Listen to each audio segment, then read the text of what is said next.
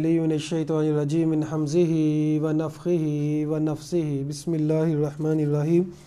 آج کا ہمارا سبق تفسیر سورۃ آل عمران کی آیت نمبر 6 سے 10 تک، آیت نمبر 6 سے 10 تک۔ هو الذی یصورکم فی الارحام کیف یشاء لا الہ الا هو العزیز الحکیم۔ وہ اللہ، وہ ذات، یصورکم جو تمہاری تصویریں بناتی ہے، فی الارحام یعنی وہ اللہ تعالیٰ جو تمہاری تصویریں بناتا ہے تمہارے فی الارحامی پیٹوں میں، جیسے چاہتا ہے، کیف یشاء جیسے چاہتا ہے ویسی تصویریں بناتا ہے۔ کوئی بدصورت ہے، کوئی خوبصورت ہے، کوئی جو ہے خوشبخت ہے، کوئی نیک بد، اللہ تعالیٰ جو ہے یہاں سے بہرحال بظاہر اس کی تفسیر یہی ہے کہ اللہ تعالیٰ تمہارا شکل و صورت اللہ ہی بناتا ہے۔ اب دیکھیں 6 ارب سے زیادہ اب دنیا میں انسان بس رہے ہیں، 6 ارب، سارے کے سارے مختلف ہیں۔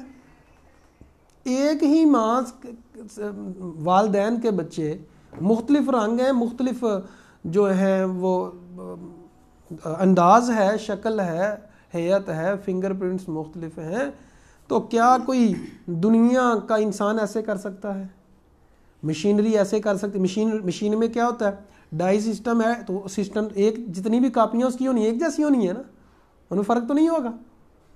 لیکن اللہ تعالیٰ نے جو ایک نظام بنایا ہے اس میں ہر ایک انسان میں فرق ہے، اور سائنس تو یہ کہتی ہے کہ جتنے بھی انسان پہلے سے لے کے آخر تک آنے ہیں سب کے فنگر پرنٹس مختلف ہونے ہیں، لیکن سائنس والوں کو یہ سمجھ نہیں آتی کہ فرق کرنے والا کون ہے۔ یہ تو کہتے ہیں کہ فرق ہوگا، فرق کرنے والا کون ہے؟ اللہ فرماتے ہیں میں ہوں۔ اب چھوٹی سی بات سے اللہ کو پہچاننا ہو تو انسان کو سمجھ آ جاتی ہے کہ اللہ تعالیٰ ہے جو اتنا بڑا سورج، اتنا بڑا نظام شمسی چلا رہا ہے، خود بخود کیسے چل رہا ہے؟ خود بخود نہیں چل رہا، اس کے پیچھے کوئی نہ کوئی چلانے والا ہے، اور وہ ہے اللہ تعالیٰ۔ لا الہ الا، نہیں ہے کوئی بھی معبود برحق مگر وہی، العزیز الحکیم، وہ غالب ہے، حکمت والا ہے، ہر ایک کے اوپر غالب ہے اور حکمت والا ہے۔ جو بھی اللہ حکم دیتا ہے اور جو کرتا ہے اس میں میرے اللہ کی کئی حکمتیں ہوتی ہیں۔ هو الذی انزل علیک الکتاب، وہ اللہ جس نے نازل کیا ہے علیک الکتاب آپ پر کتاب، منہ آیات محکمات، ان میں سے آیات میں سے قرآن کی جو آیات ہیں ان کی 2 قسمیں ہیں، یہاں یہ بیان کیا جا رہا ہے۔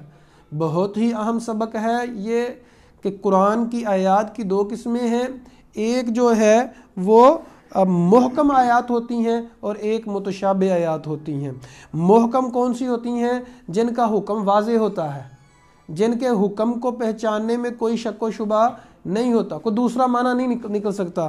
متشابہ آیات وہ ہوتی ہیں جن کے حکم لگانے میں، سمجھنے میں کوئی دوسرا معنی بھی مراد لیا جا سکتا ہے، تو وہ متشابہ ہوتی ہیں۔ اللہ فرماتے ہیں یہ قرآن مجید جو ہے اس کی آیات محکمات کو کچھ ایسی تو آیات ایسی ہیں جو محکم ہیں، ہن ام الکتاب، وہی کتاب واضح کتاب ہے، اصل کتاب۔ ان زیادہ تر آیات قرآن کی یہی ہیں جن کا مطلب بالکل واضح ہوتا ہے، تو زیادہ تر احکامات قرآن مجید کے ان میں تفسیر کی جانے کی ضرورت نہیں ہوتی ہے آپ کو، وہ ظاہری طور پہ آپ کو سمجھ آ رہی ہوتی ہے کہ اس کا مطلب کیا ہے۔ وَأُخَرُ مُتَشَابِهَاتٌ، اور دوسری جو ہے متشابہ ہیں جن کا ترجمہ کچھ اور بھی ہو سکتا ہے، جن کا مطلب کچھ اور بھی ہو سکتا ہے۔ فَأَمَّا الَّذِينَ فِي قُلُوبِهِمْ زَيْغٌ، جن لوگوں کے دل میں ٹیڑھا پن ہے، بیماری ہے، جنہوں نے چلنا ہی الٹا ہے، جو دیکھیں دل کی بات ہوتی ہے نا، جس کے دل میں تقویٰ ہوگا اس کا بات کرنے کا انداز کچھ اور ہوگا، اور جس کے دل میں اللہ کا ڈر نہیں ہے اس کا بات کرنے کا انداز کچھ اور ہوگا۔ فَيَتَّبِعُونَ مَا تَشَابَهَ مِنْهُ، وہ پیروی کرتے ہیں جو مشابہ ہوتا ہے، ابتغاء الفتنہ، فتنہ ڈالنے کے لیے۔ اب امت مسلمہ میں جو لڑائی جھگڑا، یہ فتنہ فساد، یہ فرقہ واریت ہے، یہ کس نے ڈالا ہوا ہے؟ ان لوگوں نے ڈالا ہوا ہے جو پیسے کے پجاری ہیں، ان لوگوں نے ڈالا ہوا ہے جو اپنی شان و شوکت چاہتے ہیں کہ ہماری شان و شوکت ہو، ورنہ جو بھی انسان اللہ سے ڈرنے والا ہے وہ تو نہیں کہتا کہ فرقہ واریت ہو، وہ تو کہتا ہے بھائی آپ بھی اللہ کی عبادت کر رہے ہیں، ہم بھی اللہ کی عبادت کر رہے ہیں، کیوں کسی کو گمراہ کہیں؟ کیوں کسی کو کفر کے اوپر فتوے لگائیں؟ کیوں کسی کو منافق اور دجال کہیں؟ تو جو لوگ جو ہیں جن کے دل میں بیماری ہے، ٹیڑھا پن ہے، وہ فتنہ ڈالتے ہیں، لڑائی ڈالتے ہیں. اللہ فرماتے ہیں الفتنۃ اشد من القتل، فتنہ جو ہوتا ہے وہ قتل سے زیادہ سخت ہوتا ہے.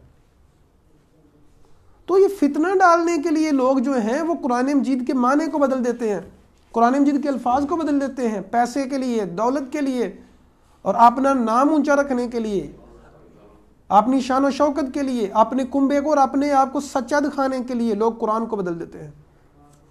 جیسے اقبال فرماتے ہیں نا، خود بدلتے نہیں قرآن کو بدل دیتے ہیں.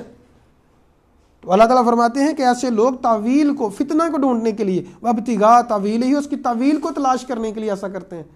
وما یعلم تعویلہ الا اللہ، اور اس کی تعویل کو، اصل مقصد کو اللہ کے علاوہ کوئی نہیں جانتا. ہمیں کیا حکم ہے؟ جو سمجھ آتی ہے اس کے اوپر عمل کریں، جو نہیں سمجھ آتی اس کو کہیں اللہ عالم بمرادہ، اللہ زیادہ جانتا ہے اس سے مراد کیا ہے. جتنی سمجھ آ گئی کہیں الحمدللہ، اس کے اوپر عمل کریں. جس کی نہیں سمجھ آئی کہو اللہ عالم بمرادہ، میری ریسرچ یہ ہے، میری یہ بات ہے، لیکن حق کیا ہے وہ اللہ بہتر جانتا ہے. اللہ فرماتے ہیں کہ تعویل کو صرف جو علم اللہ تعالیٰ بہتر جانتا ہے. جیسے خضر علیہ السلام اور موسیٰ علیہ السلام کے واقعے میں لمبا واقعہ موجود ہے. ایک دن موسیٰ علیہ السلام نے بہت زبردست تقریر کی. موسیٰ علیہ السلام سے کسی بندے نے پوچھا کہ آپ سے حضرت، آپ سے بڑا بھی کوئی عالم دین ہے؟ کہا نہیں. اللہ تعالیٰ کو یہ جواب پسند نہیں آیا. اللہ تعالیٰ نے کہا یہ تو نے کیوں نہیں کہا کہ اللہ؟ تو اللہ تعالیٰ نے وحی نازل کی اور موسیٰ علیہ السلام نے اللہ تعالیٰ نے کہا کہ تجھ سے بڑا بھی کوئی عالم ہے میرا ایک بندہ؟ موسیٰ علیہ السلام نے کہا اللہ میں نے ملنا ہے. موسیٰ علیہ السلام اور خضر علیہ السلام کی ملاقات ہوئی.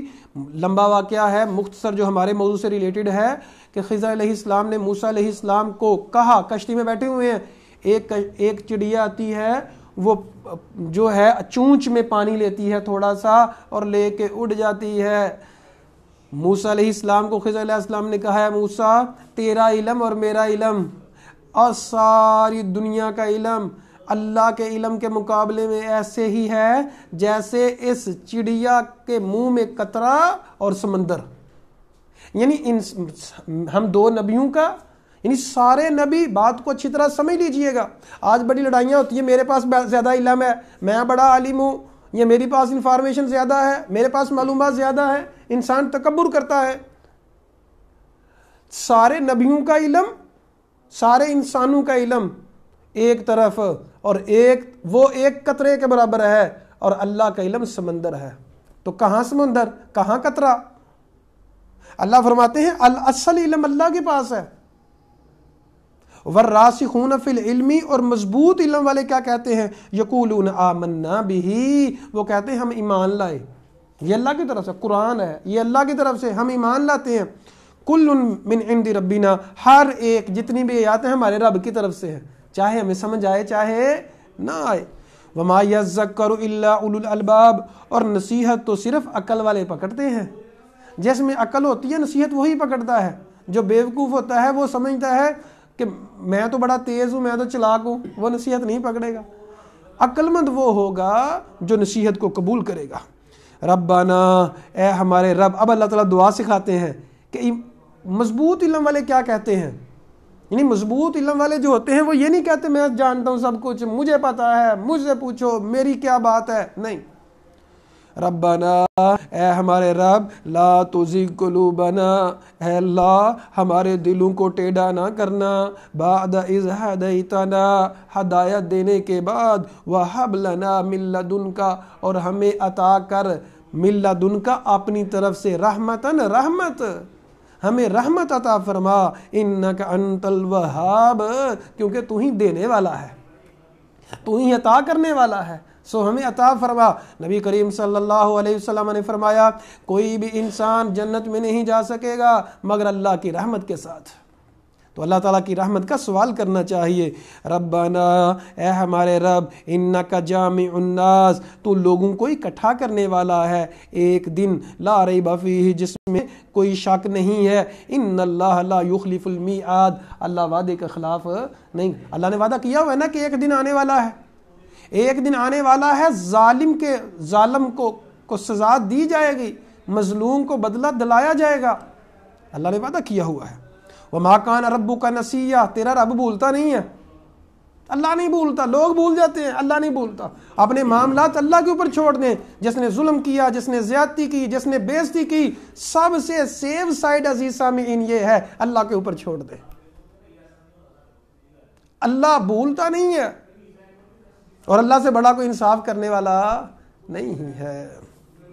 ان الذین کفروا، بے شک وہ لوگ جنہوں نے کفر کیا، لن تغنی، ہرگز نہیں کام آئیں گے ان سے ان کے مال اور نہ اولاد، من اللہ شیئا، کچھ بھی، نہ اولاد کا، اولاد کے اوپر فخر ہوتا ہے نا، اولاد کے لیے لوگ جیتے ہیں، نہ اولاد کام آئے گی، نہ مال کام آئے گا۔ کام کیا آنا ہے؟ نیکیاں۔ اللہ فرماتے ہیں لن ینال اللہ لحومها ولا دماؤها ولکن ینالہ التقوی، تمہاری قربانیوں کے گوشت اللہ کو نہیں پہنچتے، لیکن اللہ کو کیا پہنچتا ہے؟ تقوی، دل کی نیت، ڈر، کس کے دل میں اللہ کا ڈر ہے، کس کے دل میں نہیں ہے۔ وَأُولَئِكَ هُمْ وَقُودُ النَّارِ، یہی لوگ آگ کا ایندھن ہیں۔ اللہ سے دعا ہے اللہ تعالی ہمیں ہر قسم کے عذاب سے بچا لے، دنیا اور آخرت کے عذاب سے بچا لے، جہنم اور قبر کے عذاب سے بچا لے، آمین ثم آمین۔ اقول قولی ھذا استغفر اللہ لی ولکم ولسائر المسلمین۔